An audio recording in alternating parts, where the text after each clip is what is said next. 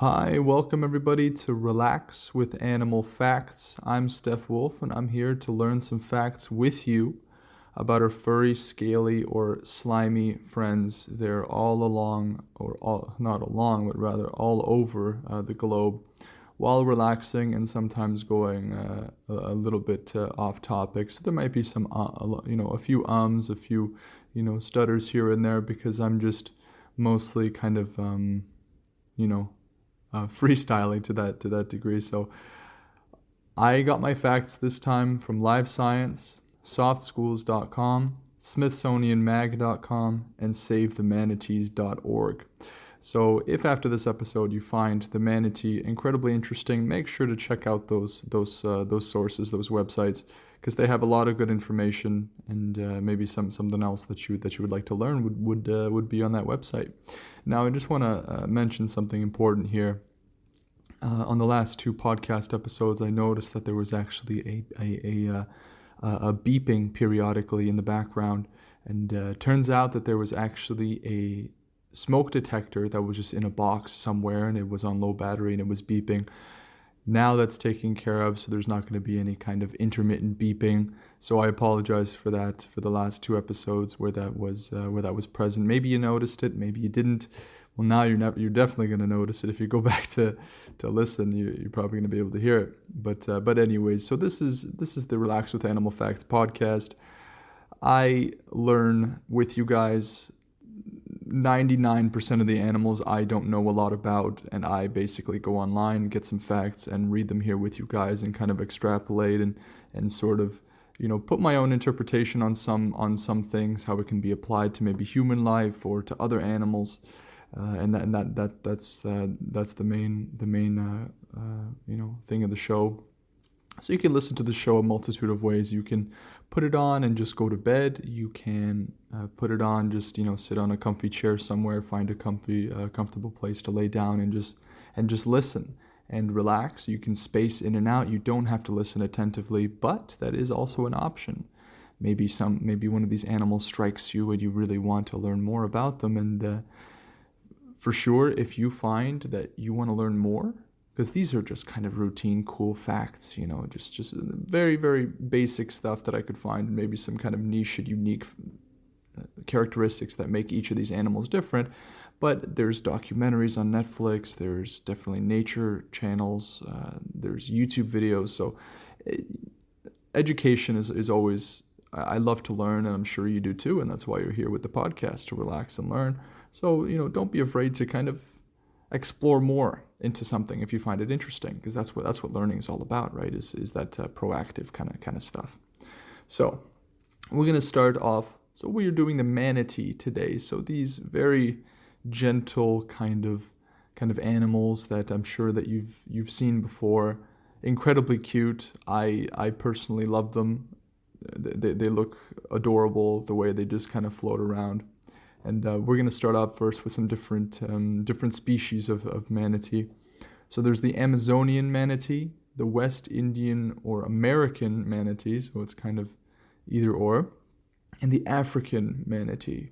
So generally, manatees stay in rivers, seas, and oceans that are along the coast of several countries, I believe Florida being one of the main ones, with the exception to the African manatee that lives along the coast and rivers of Western Africa.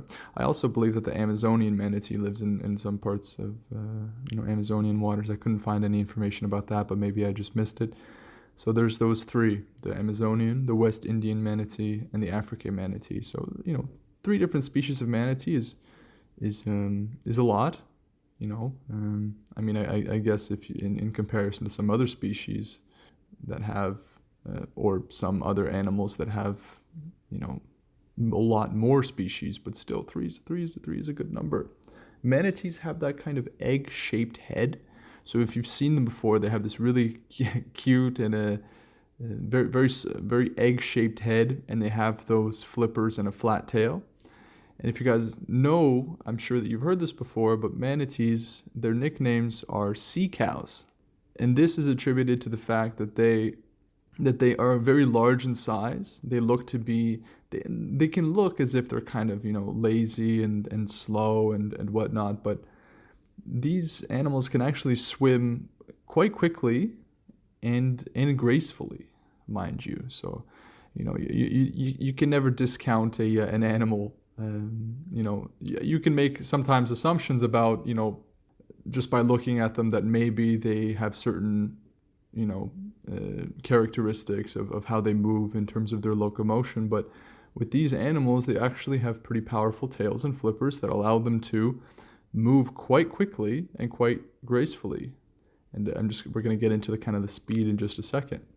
But they're actually, while their nickname is sea cow, and we'll get into why they're named this, why they're called sea cows at the end of the podcast when we talk about the origin of the name. But they're actually more closely related to elephants than they are to cows. So, they're not called sea elephants, but they're called sea cows. Probably at first glance, they look more like a cow in the water than an elephant in the water. So that's interesting. I wonder if they have the same kind of memory as an elephant, as I'm sure that you've heard before, that elephants don't forget. That's the slogan. I never actually knew why that was or where that came from. I know that they're intelligent animals, but there's something to do with memory. I guess that's impeccable with them. And I think that elephants are actually a very good topic, or a very good animal to go on maybe in another episode of the podcast, because they certainly are unique animals. But I wonder if manatees have that same sense of memory. I haven't seen any kind of scientific research backing this up, although I didn't really search for it. And as you know, an absence of evidence doesn't mean that there's evidence of absence. So it might be, they might actually have good memory. I just don't know. Or, no one's really checked for that yet. But their size, which is, why they were nicknamed, the sea cow, they range from 8 to 13 feet. So fairly large. And they can weigh so there's a kind of a very large range here, so from 440 to 1,300 pounds. So these are extremely dense animals, sea creatures there. Although they have that huge range of, 800 to 900 pounds of what they can be in between, let's say smack down the middle, somewhere around 800 pounds, 850 pounds, that is a very, very large and dense animal. So in terms of how fast they can swim, they swim at around generally 5 miles per hour. So decently slow. There is water resistance, of course, but they can actually swim up to 15 miles per hour in short bursts when they feel. And I think this is from livescience.com that they use the word when they feel a need for speed. And I think that is I think that's very funny, because it just reminds me of a game I used to play when I was younger called Need for Speed, and it was a racing game. I'm just applying that to a manatee feels very, very funny to me, because you don't imagine them going very quickly, but 15 miles per hour for an animal that can be up to 1,300 pounds, that is a need for speed indeed. And oh wow, I just rhymed, didn't even notice. But I guess need for speed, and they are mostly herbivores, so need for speed, I guess, to catch up to algae and to other kind of freshwater vegetation that they can get their mouths on. So they swim alone, or they sometimes swim in pairs, and these are very, very peaceful animals. So they don't actually establish this kind of hierarchy that we see with many other animals. We see that very much in primates and kind of hierarchies that have this sort of alpha male mentality. But in manatees, they don't actually have a need for leaders or for followers. They all just kind of, they only have one leader, and I guess that's freshwater vegetation. However, the group is usually limited to about maybe 6 individuals. You don't usually get. And I apologize if you maybe heard my dog barking in the background. She's on guard duty apparently. I have a little golden doodle. She's She's quite feisty, so if she maybe saw a rabbit outside, I doubt that she saw a manatee, but if she did, I'm sure she would be freaking out a little more than that. But anyways, so the groups are usually limited to just about 6 individuals. So we're not seeing those vast numbers of groups. And maybe if they had more kind of natural predators, this would be maybe a higher number, possibly, or maybe even a lower number, depending on what their survival mechanism would be. I didn't find too much about their natural predators. I didn't see that much. But I think their main kind of the main culprit for predation for them is actually humans, and we'll get into that a little bit later. So these animals have very low metabolic rates, which would, make sense for the whole 5 miles per hour cruise control thing they have going on. And they actually do not have a lot of fat protection from the cold water, and that is something that I found hard to believe, because when you look at them, they look like very dense adipose tissue, meaning fat tissue, that they look like they're just full of this kind of fat tissue to be able to, and as you guys know, fat tissue is a very good insulator, which is why you see, a lot of larger animals with blubber and this high density of fat is often for insulation.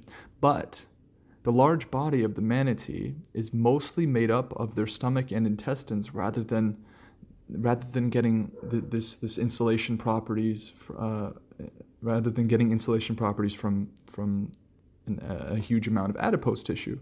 And this makes it so they actually do not like cold water very much. Well, like is and it's a little bit underplaying it, because they try to stick to water that is 60 degrees Fahrenheit or warmer. So in the past, there have been sometimes manatees that have died because they have a slightly colder winter and they can't handle that amount of temperature change. So they really prefer that warmer water, which is why when they group together, or sometimes they group together in a warmer spot of the water, and they just share it, and they just embrace that hot water like a little manatee spa there. So a group of manatees is called an aggregation. I'm not exactly sure why it's called an aggregation, what that specifically refers to, but there's a lot of those. I always wondered who are kind of naming the groups of animals, just like how a group of gorillas can be called a troop, or a group of crows, or I think it's crows, are called like a murder of crows. Like, I don't know who is naming these animals when they're in groups. I wonder who's in charge of that. I'm sure that it's specific to maybe like some leading researcher in the field that just finds something and they kind of just name it however they want. And I wonder what their creative process is on that. So they are herbivores, as I've said before, and their favorite, or their preferences, are seagrasses, in general, kind of freshwater vegetation. And this is a fact from National Geographic, that they can actually eat 1/10 of their weight in a day. So that is about 130 pounds of seagrass or freshwater vegetation. Whenever I see these numbers, it's obvious that for them to be this large, they have to eat a large amount. But when I see a number like 130 pounds of food a day, we just covered the giant panda, and the giant panda was eating, I believe, 30 kilos, so about 65 pounds of food a day, or something like that. It could have been 30 pounds. I forgot what the stat was, but it's something like that. And that is a huge amount. And now 130 pounds.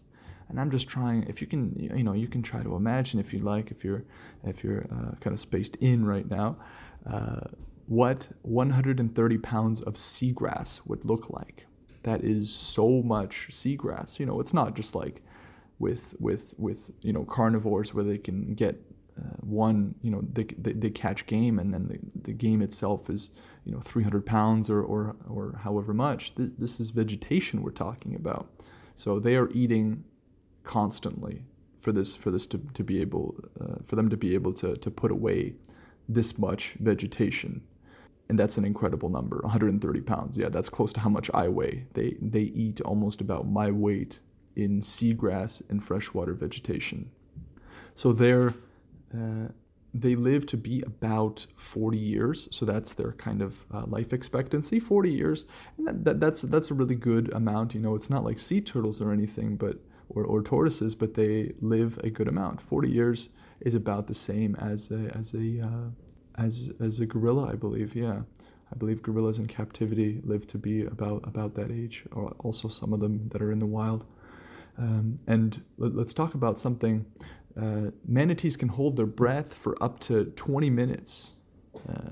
And just so you get some reference here, if you guys have ever read the Guinness Book of World Records, I'm sure you're familiar with individuals who try to hold their breath. So humans, not manatees, that try to hold their breath for a long period of time. And the current world record, I believe it's still the world record, Tom Cetus or Cietas, I don't want to butcher it too hard, but he was a German freediver, or he is a German freediver, and he held his breath for 22 minutes and 22 seconds. So a human has, and he must have trained very extensively for it. So manatees naturally can hold their breath for up to 20 minutes. They usually decide not to. They actually go up to the surface every maybe 3 to 5 minutes. They like to be comfortable in that sense, but they can. That's their natural kind of capacity. Human beings are much, much less than that. But it just goes to show that if a manatee was to train holding their breath, just like how this German freediver Tom did, maybe they would be able to hold their breath for 40 minutes. If manatees could learn how to train their breath, and when they take a breath, one interesting fact is that 90% of the air that is in the lungs, in their lungs, is replaced. And in humans, it's about 10% replacement of air. So they get a much higher replacement ratio there when they breathe in, and that's definitely what allows them to kind of hold their breath for a long period of time. So a dugong, if you've ever heard of such a thing, a dugong is actually in the same order as manatees. So let me just explain something really quickly. So there's how scientists kind of group animals is by a classification system. So from the very basic, it starts from kingdoms. That gets broken down into phylums. Phylums get broken down into classes. Classes get broken down into order or orders. Families get broken down into genus. And then genus gets broken down into species. So we have 7 different kind of things that we use to classify animals. And this is really important, because without this, researchers and scientists would have such a difficult time to kind of group different animals together. It makes it a lot easier. It's a lot less time consuming having this kind of system. It makes everyone's life a lot easier. So back to a dugong. A dugong is in the same order as manatees. So order is the one that's right after classes. Okay, so when organisms in each class, they're broken down into orders, and what's called a taxonomy key, which is basically just a checklist of characteristics, and that determines how well or how organisms are kind of grouped together, and that is what's used to get them into orders from classes. So these dugongs spend all their time in the coastal ocean waters of the Indian Ocean and the Western Pacific, and they don't really go near freshwater. And one thing, although they're being in the same order as manatees, they're gonna look fairly similar, but they're gonna have some different anatomical, physiological. There's gonna be something different there. So with the dugongs, they have a different snout and what is referred to as a fluked tail. So it's a tail that's actually closer to I think to a whale than it is to a manatee. I believe that's what it's close to. Their snout makes them look like a mini sea vacuum. It's really funny. If you after the podcast is over, or maybe another time, you can search up what dugongs look like. They just look like little sea vacuums to me. How they have this large snout and they kind of suction things off the on the ocean floor there. And the pictures are very cute. I like dugongs very much just from the look of them. Manatees actually evolved from the same land animals as elephants, so that's why they're actually more closely related to elephants than they are to cows. So they should be named sea elephants, you know. So that was over 50 million years ago. So they evolved from the same land animals over 50 million years ago. The reproductive rate for manatees is fairly low, and you'll see that more often, I believe, with animals that have more of a sedentary lifestyle, or have more of that relaxed kind of thing with low metabolisms and whatnot, because reproduction takes energy. It takes a lot of energy, and manatees are not sexually mature until they are about 5 years old, and it is believed that one calf is born every 2 to 5 years, while twins are rare, and the gestation period is about a year. So mothers nurse their young for 1 to 2 years, during which time a calf remains dependent on its mother. And I think the first episode, episode 1 was about the orangutan. And orangutan infants, not calves, because now we're talking about a different species. The infants, the babies, are dependent on their mother for a much longer time than just 1 or 2 years. They're dependent for 6 to 8 years, sometimes even longer. It all depends. But you can see that with orangutans, they're very close to that human, to humans in the case of our lineage. And you'll see these similarities between us, and just how humans, babies humans are completely dependent on their mother for a very long time, and now in our current society, much longer than 6 to 8 years, right? It's much longer. But in the case of these manatees, 1 to 2 years is that period of dependency. Okay, let me just take a quick swig of my tea here. Wow, that is really good. I'm currently drinking a lemon balm tea with some honey from a local farm. I like to support my local farms because I really want to, supporting local farmers, I think is fantastic, and they always have amazing honey. If you've never had real honey before, like what I mean by that is, at the supermarket they have those honeys that are kind of in the bear bottles or whatever, but honey that is from a farm and not just the honey that's in those bottles is usually just kind of some high fructose corn syrup. The difference between the taste is just, oh my gosh, it's amazing. It's amazing to me. So even if you just try it once, it's really good. So anyways, enough about tea. We're talking about manatees. Wow, look at that. So manatees continuously replace their teeth throughout their lives, with the older teeth at the front falling out and new teeth growing in at the back of their mouth. So it's kind of like this kind of system that the front teeth fall out, new teeth come back at the back of the mouth, as opposed to humans where we, if our teeth falls out, not baby teeth but adult teeth, you will see that we can't actually grow them back. We need to get veneers. We need to get something else from the dentist. So if we had the same structure as a manatee, dentists would be they would be afraid for business for sure, because manatees can just replace their teeth right back, get those pearly whites right back, and go back to eating the vegetation. So no more drills at the dentist. So Christopher Columbus, this is just a little tidbit, a little fact, and other early explorers claim to have seen female figures swimming in the ocean, and this is where those kind of the writings and the drawings of mermaids actually came from, and whether they had been at sea for too long or it was a trick of the light, we now know that actually many of the encounters that they had here with what they thought were mermaids were actually manatees. So now we live in a very technologically advanced society where we don't have to take a boat for months to get to another country, to get like somewhere across the sea.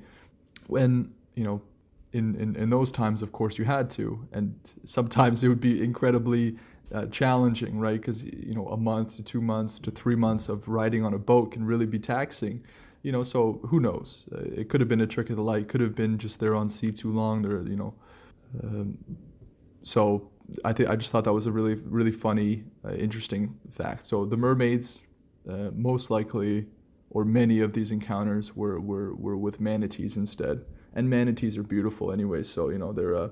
I like manatees better than mermaids personally. That's just me.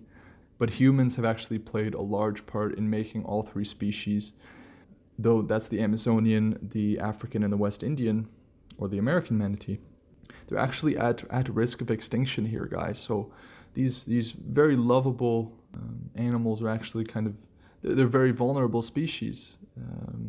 And I'll tell you why. About half of the West Indian manatee deaths are caused by humans, and that's mostly because of boat collisions, okay? So the manatees, they're actually quite buoyant, and they will kind of rise to the surface, and this makes their chance of getting hit by these fast-going speedboats a lot higher. So they say that they use their horizontally placed diaphragm and breathing to control their buoyancy. So the fact that they're very buoyant and the fact that they actually swim at around 3 to 5 miles per hour, that's about, if you're Canadian, that's maybe like 8 to 10 kilometers an hour, maybe a little bit more, but they are way too slow to escape from the path of a speeding boat, because speedboats go very, very quickly. So generally, what I would like to do on the show is to kind of maybe give you a little fact, or maybe something that you can do to help out maybe animals in some way, even if it's just awareness, right?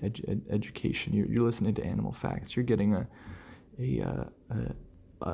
much higher knowledge, or even if it's a little bit of knowledge from a fact or two, but you have this different kind of respect for animals, right? So I always feel like it's important to talk about something to that degree. And Florida, where there's many manatees, so there's something called the Florida Manatee Recovery Plan was developed to help these manatees out. So in 13, what they say, key manatee counties in Florida, they have developed site-specific boat speed zones to reduce the likelihood of these collisions with manatees and speedboats. So there's manatee education programs. They have general and public awareness programs. So they're putting stuff in place to make sure that these amazing animals do not go extinct because of just simple accidents. So generally, what you can do to help, there isn't too much unless you live in Florida generally. But if you are in Florida, or you visit Florida or anything, and you're speedboating, just try to be careful, follow those boat speed laws. And what you can actually do is, if you see an injured manatee, you can call to report it on savethemanatee.org, and you can actually have you can actually report an injured manatee. That's about the end of the facts there. Before we move on, before we move on to what the name manatee entails and what it means, or where it comes from rather. So I wanna actually tell a personal story about manatees. For me, I haven't actually seen a manatee before, but I have seen many YouTube videos of manatees, and I've thought of always going somewhere to swim with the manatees, because it's some places offer that, where you can swim with these amazing creatures. They're super gentle, and they have this kind of loving, like puppy dog kind of demeanor. And I would love to be able to swim with manatees one day. So you Florida folks out there, drive safe with your speedboats, because I would love to see, or love to one day meet a manatee face to face, egg-shaped face to, I don't know what shape my face is, to egg, let's just say egg-shaped face too, one and the same. So anyways, let's move on to the last kind of fact of the podcast here. So the name manatee comes from the Spanish word manatee, or I don't know how to really speak Spanish, so I don't know if that's how it's pronounced, but that's Manati, and that is where sea cow comes from. That Spanish word means sea cow. And I actually saw, when I was putting into Google Translator, it actually came up as also a Hindi word. And it turns out that the same word spelled like that in English means agree. And I don't know, that's kind of it. I think we can all agree that manatees are awesome, and I hope that you gain kind of a new, some new understanding of these awesome, I would say little guys, but they're going up to 1,300 pounds. That's a big little guy. So thank you so much for tuning in, guys. Again, I very much appreciate it. If you enjoyed the podcast, if you really like it, I know it's a different kind of podcast because it's not one that's routine. It's more of a relaxing sort of, not very organized, very off the cuff.